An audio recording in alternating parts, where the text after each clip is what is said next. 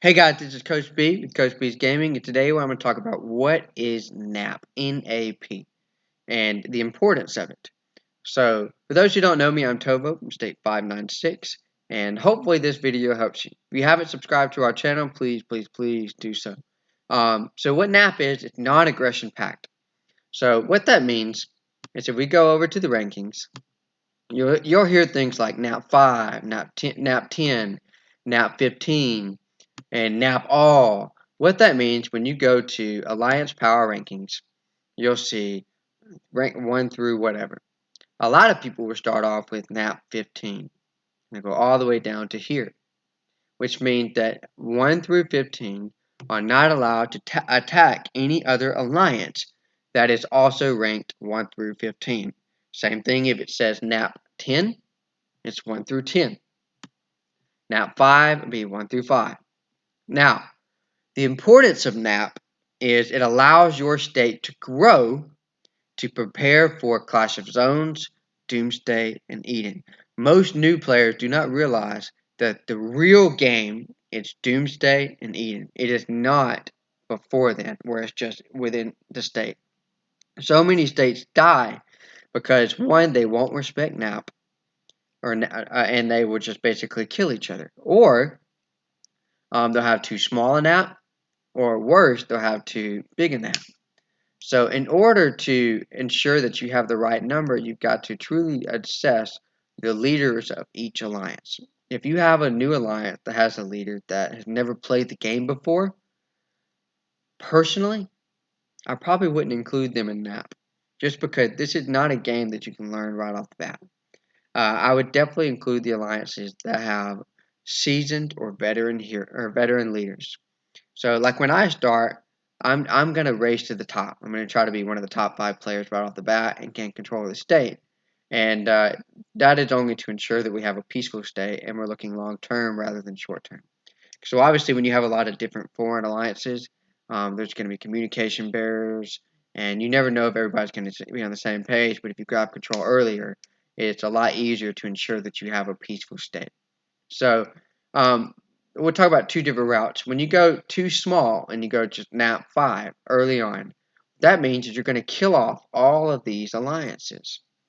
Now, going to a smaller nap is a good thing eventually for specific purposes, but right off the bat, a lot of these people don't necessarily know what they need to do. You might have a really good spender in Alliance 10, and by your alliance constantly attacking them, maybe he's a big prideful person, and instead of getting him onto your side, he may just up and quit, and now you've lost a really good player.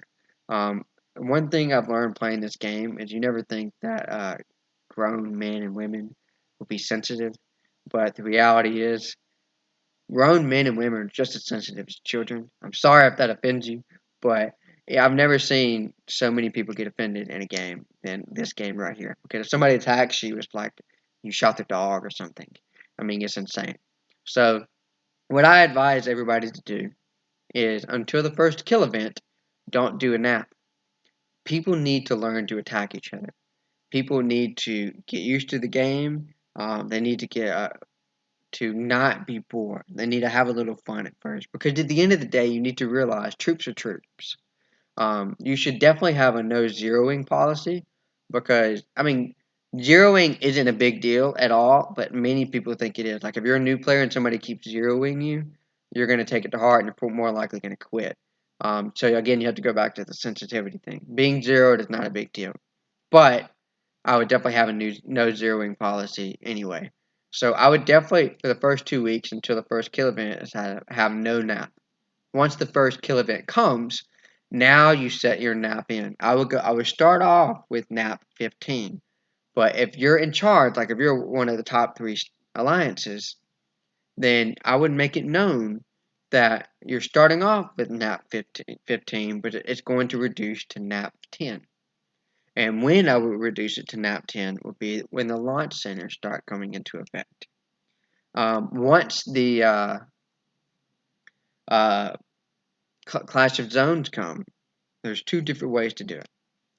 Um, I would definitely look at nap all because you want everybody to be contributing to the entire state. That's going to allow you to have better Clash of Zones scores, but it's going to screw you over in Doomsday because everybody's going to want this independence, think they can have success, but in reality, it means your state is going to be terrible in Doomsday. Going into Doomsday, you have to have all your best players in the top three alliances. You need one alliance that stands above the rest, that is aiming for a top five finish. If you do not have that, and you have three alliances that are like ranked 10 to 25, or maybe 20, or maybe have more than that, and you're ranging from 15 to 35, your state is terrible, and you're never going to get anybody to migrate to it. Winners are what people migrate to. If I'm looking for a state that I'm going to migrate to, I'm going to look at their Clash of Zones rankings, and then I'm going to look at how they do in Doomsday. If you don't have at least one of those alliances in the top five, I'm not coming to your state.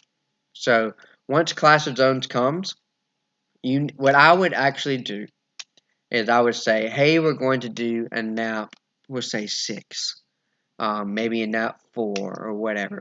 We did 6, and you try to get your best players and your top 3 alliances, or really your top 6 alliances.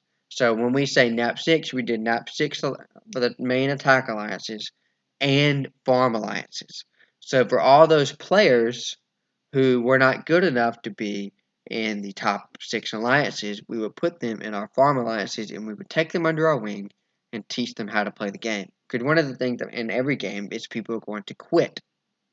When they quit, you're going to have recruits in your farm alliances that you can bring up and put in your main alliances. Okay, so now doing this, it's going to make a lot of people mad because everybody wants to do their own thing. But people need to realize that you can't do your own thing in this game. It's a competitive game, and you're never going to win or be able to accomplish anything if you do your own thing. You're going to have to be a little bit forceful. So for those who are in charge, I would definitely not be dictators. You need to you need to explain why you're doing what you're doing, and set your plan in motion, or lay out your plan on day one, or at least week one, on how it's going to run. That way, everybody knows where they're getting into, and they understand the long-term goals, and you want your state to be united. Okay, like if you look at a lot of Chinese states, one thing about this different between American type alliances and Chinese alliances will look towards a common goal. They run their states in a military-like fashion, to where you have a number one alliance and you have a number two alliance and so on. American alliances spread everything out. They all want to be in charge. They all want to be top dog, and what that ends up happening is weakening the whole entire state. So that's what I would say as far as now. You definitely have, as long as you get 3 top alliances going into Doomsday, you're good.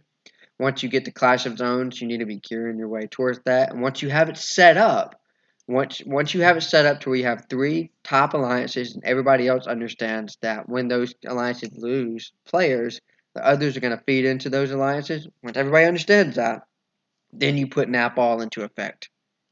The other route, when you go nap all right off the bat, we'll use this SRE for example. This is basically a farm alliance now. Let's say these guys, they all develop friendships and they all love each other. And a lot of people in these alliances, because obviously if you look at 7 million power compared to 430, a lot of these guys have bad leadership because these are typically one staters. They've only been playing one state. And these guys have never been really taught anything, so they will not be getting stronger. When you say, oh, we're going to do nap 3 to nap 6, and they're not included in that, they're going to get mad if you haven't set it into motion. Or worse, if you've done nap all and they are used to being small, they have no motivation to get better. Nap all is a double-edged sword, to where yes, your state will be peaceful, but it's going to be weaker along the way for Doomsday and stuff like that. So I definitely would not start out with nap all. Doomsday is the game. You need to realize that. So hopefully that helped as far as determining what your nap is for your state. Definitely set those things in motion right off the bat. And if you're one of the top 3 alliances, Obviously, you should be working together and setting the rules for your state, and hopefully, you're good at communication and you've explained that to your state. So, hopefully, that helps.